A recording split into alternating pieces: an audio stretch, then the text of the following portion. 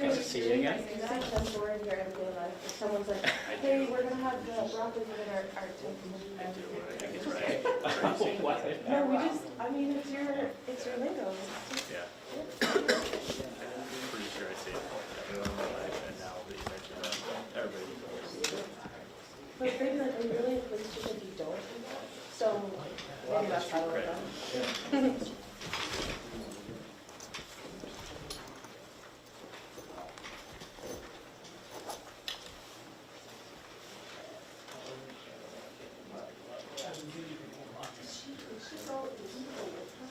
No, so she'll probably need to look out back upstairs.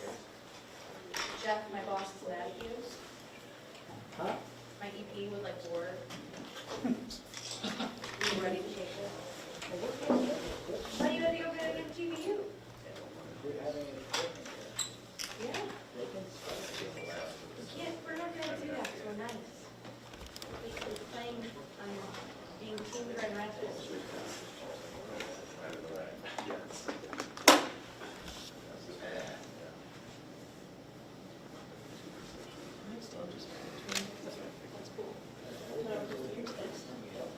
Thank you.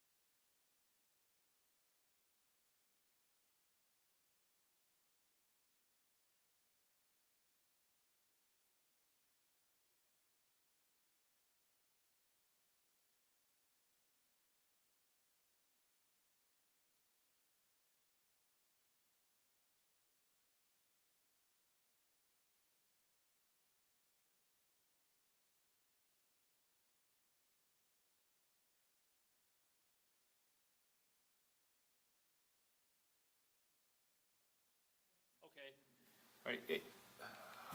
Thank you guys for taking the time to come down and talk to us again. For anybody with a tech background, you probably get more than me. The video right now is rendering, so we don't have the video to show you. It will be put in a Dropbox, which we'll have emailed to you, so you'll have access to it. I was hoping to go through it with you right now, but what you're going to see is you're going to see body-worn camera video of a couple of the officers, including the 2 officers that are in the patrol car. You're going to see their in-car camera video of that car. And of course, what I'm referencing is the officer-involved shooting from yesterday. Back on October 11th, Tamika Wright was killed by Patrick Jones. They had a domestic relationship. She was shot in the head in her car. The vehicle then crashed. Patrick Jones fled from the scene, and we haven't seen him since. You all in the media helped us out a few days ago. The police department was asking for help. We put his mugshot out, and we had obtained a warrant for his arrest several weeks ago. He had been hiding in various places around the city, and the community came through. We had a tip from Silent Observer yesterday indicating that he might be in the 1300 block of Cass. We had officers go over there, try and corroborate that information. As the officers drove up on the scene, they encountered Patrick Jones, who pulled a gun out and started shooting at the patrol car. What you'll see in the video is the patrol car's hood, windshield struck. You'll see glass spraying. These officers thought that there was a chance that they could have been hit. It was very chaotic. They returned fire. One other Grand Rapids police officer returned fire. The offender then fled the location and is last seen on video by actually a bystander's cell phone video holding a gun to his head. A single gunshot was heard, and he was found by Grand Rapids police officers deceased on the ground. So at this point in time, we can say that the investigation as it plays out by the Michigan State Police will most likely indicate that this is a suicide, as there were no police officers in the area and no police officers fired their gun when that gunshot can be heard on various audio systems. So that's the update I have for you. Again, we'll get the video to you later today. I'm joined today by Captain Trigg, who is the incident commander. He's the captain of the South Service area. He's the incident commander on scene yesterday. And if you have any questions for us to clarify, of course, thank you guys for coming down, and I'll take your questions at this time. Go ahead. You mentioned he was hiding in various places, and he was at a home yesterday. Do we know who owned the home, or are there any arrests pending? That is something that we're looking into. So we are looking into seeing who was helping him, who was harboring him, because we think that that's a potential criminal offense did take place in whoever was concealing him. But obviously it was someone in the community that stepped up and also gave us information, said this individual who murdered the mother of 5 was not going to be able to go not held accountable. So we appreciate that information. Yes, sir. Give us a general idea what the motive in that killing was. It heat of the moment, or was it maybe a long standing feud that boiled up in that? We're still piecing that together. There was obviously the victim is deceased, and now the offender is deceased. But there was a domestic relationship, and Mr. Jones had a very violent past. He was on parole for home invasion, weapons offenses. He also had previous domestic violence arrests. So we know the propensity for violence was there. The history of domestic violence was there, so it was domestic in nature, but as to what the actual argument was in that car on that day when he killed her, I don't know. Previous arrests involving the same? No, different woman. Are you able to speak to, we know that there's a school pretty close by, the students were evacuated. Can you speak to, why that was done? And we've heard some rumors that students at the school may have seen what happened. Can you just speak to confirm or deny that, and then why you decided to handle that situation the way you did? Sure. So the offender fled the area from that stop, or actually was running and shooting, and ended pretty much directly in front of the Southeast Pathways Academy on the south side. And like you said, there were actually students that were there. Now, Michigan State Police is conducting the investigation, so they went over there and they would have interviewed all the witnesses. But I believe when we upload the video, you'll see at least a still shot of some cell phone camera video from either a teacher or a student that was recovered showing Mr. Jones outside of that school with the gun to his head at that time. So as far as evacuating the school, we didn't call for the evacuation. Immediately when it came over the air that he was headed towards the school, we made notifications to Grand Rapids Public School Security. They went into lockdown where they secured the area and waited for us to get the all clear. At that point in time, because we had a very significant, about 2-block crime scene, and it was going to be logistically difficult for them to operate, they decided to do an early dismissal. Can you speak a little bit too about, this tip came from a silent observer. I know you speak for all of us, we report that a lot because it's an anonymous way to the police. Can you talk about why that's such an important resource for you guys to use, and maybe this is an unfortunate outcome, but this is how you guys can resolve situations? A lot of people want, there's a lot of people, most people in the community, they want to do the right thing. But the reality is, in some criminal incidents, there's a fear there. In this case, this man was known to a lot of individuals in the community as someone that they were afraid of. So to say, do the right thing, step up, come forward with that information, it's easy for me to say, standing here in uniform with a vest on. But somebody that's living in the community, that might be his neighbor, might be somebody else, there's that fear there. And if that ability to report a tip like this anonymously gets them to the point where they'll share that truthful information so that we can bring justice to individuals like this who killed this innocent woman, whatever it takes to get there as well. Silent Observer, I know, recently even increased their rewards for information like this. So they've been a tremendous help to us, big supporter of theirs. So, just to clarify, this is definitively Patrick Jones that was Definitively Patrick Jones, yes. I can say too, an autopsy was conducted on him today, although there was exchange of gunfire with police officers.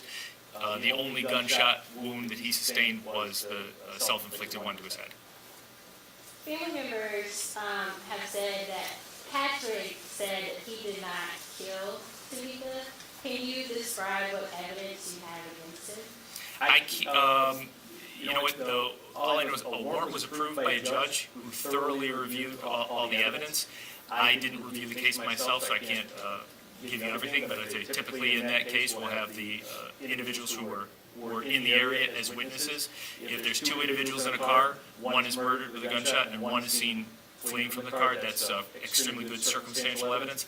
I don't know what biological forensic evidence was recovered, but whatever it was got to the point where a judge said definitively, I will sign a warrant for his arrest.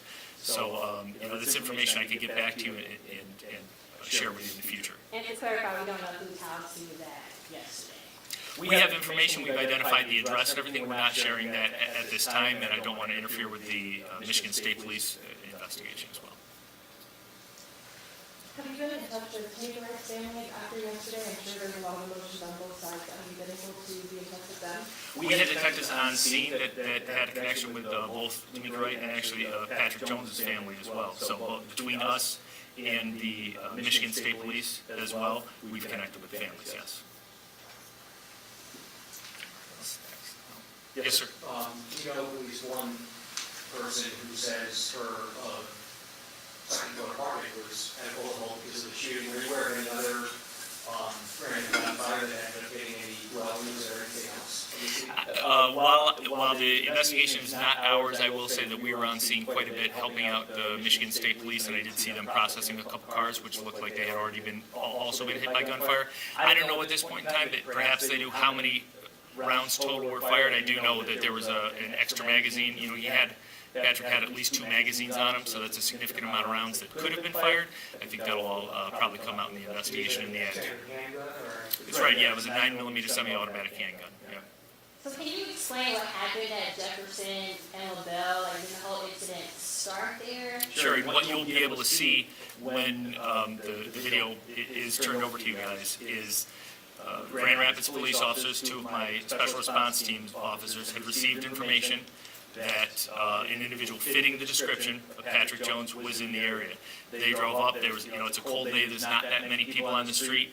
He was walking on LaBelle, and the officers came upon him. As they approached him, trying to probably determine who he was, he raised a gun and started shooting directly at the officers. So that was just the initial sighting. That's right, yeah. And essentially prior to that, any information that we had was just that he was in the area, so it was just that he's walking. He wasn't out waving a gun, he wasn't out, doing it. He was probably trying to lay low and not get seen by many people. So asking if somebody sees him is what. And we had officers, right, he sees police, we had officers that were working in an unmarked car, but it's clearly a police car, it's got teardrop spotlights, it's got all the markings of the car, so he saw that, he made the connection. Obviously, he's probably been very paranoid as he's been moving around the past few weeks, and he's very cognizant of the police. It's pretty much just one car on the road is a police car, and just him, and he probably knew that they knew who he was. Is this the first time that a Grand Rapids police officer has been shot at, even in the last 6 months? I think June was one we had, the 17 or 18-year-old.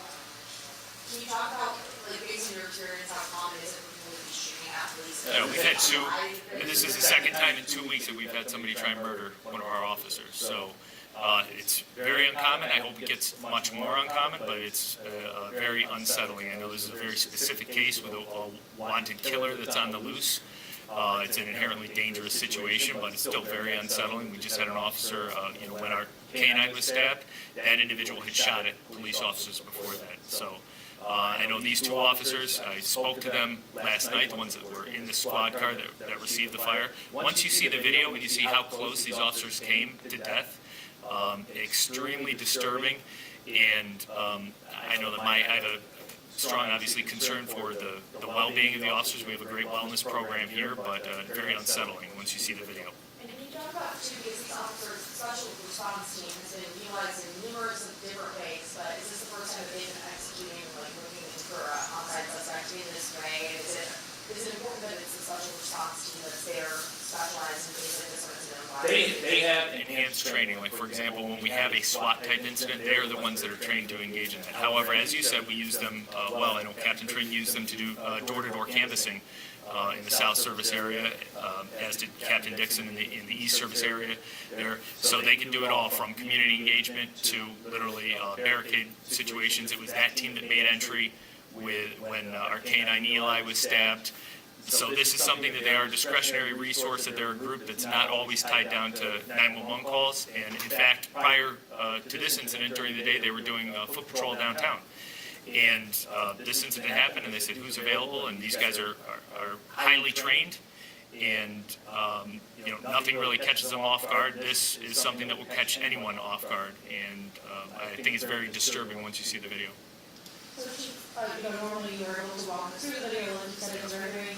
Is there anything that would be helpful for you to explain ahead of us standing and when we're out together? Because I know sometimes you have to black things out or edit things for privacy investigation. Is there anything that you want the public to be aware of? I appreciate you asking that question, because it'll give me an opportunity. Number one is once you see the video, how we're editing it now, we did include slides that will have information kind of guiding you through things. But two important things, once we're talking about these hero officers, you'll see them talking to each other, and they're saying, are you hit, are you hit? And the answer is, I don't know. Because it's such an intensely traumatic situation that as a police officer, when you encounter fire like that you really don't know. And you'll see the officers step out of the car and they'll literally pat each other down to see if there's blood, to see if there's any pain. So it's something that I think if you weren't a police officer, you might not understand what's happening.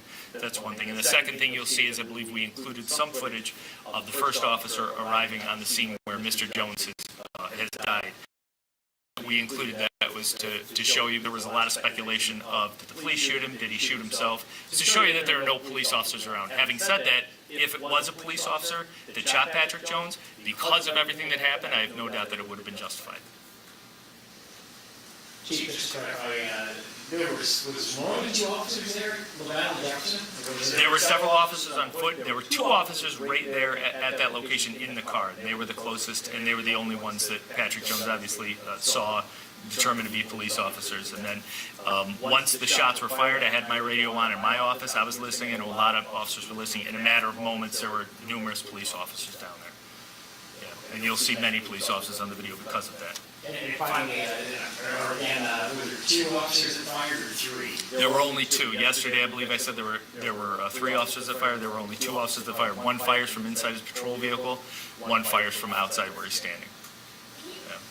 Can you speak to, when an incident like this happens, I mean, we've talked about staffing issues before with Grand Rapids Police Department. This one person's careless actions, firing, and creating this, all of you guys are in one portion of the city right now. What kind of work does that list in police department? Why is that important in this case? It is a burden as far as calls, less important calls, like theft reports, things like that, they would have to hold. And we went into a call backlog yesterday because it's a drain on resources. Having said that, our partners from the Michigan State Police came. They were blocking off roads for us. They were extremely helpful. East Grand Rapids came to back us up.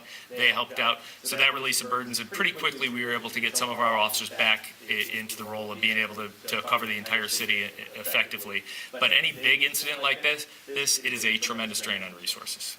Yeah. Yes, sir. You said yesterday 3 of your officers are on paid leave as of the next week? That's correct. That's correct. And all 3 fired shots.